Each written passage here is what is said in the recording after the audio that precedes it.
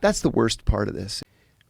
The big ones were waterboarding, the cold cell, and sleep deprivation. Sleep deprivation doesn't sound like any big deal. And when that finally leaked, Don Rumsfeld, who was the Secretary of Defense at the time, made a statement that still kind of sticks in my mind.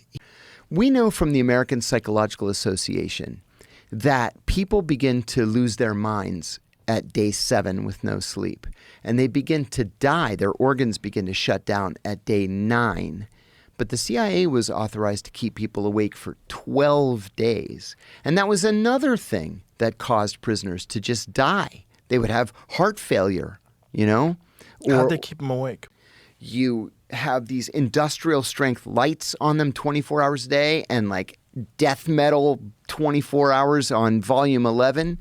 And they just can't sleep because if they collapse, they'll pull their arms out of their sockets. And then when people would die, they would just dig a hole next to the interrogation building, put them in the hole, cover it up, and then bring the next guy in. There was one guy they reported on, and headquarters wrote back and said, just put him on ice until we can figure out what to do. And they literally just put him in a bathtub and filled it with ice, and then just decided a couple days later he started to turn.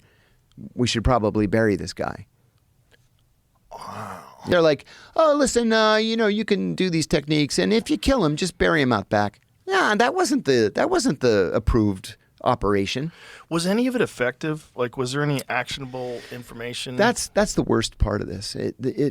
No, none of it was effective.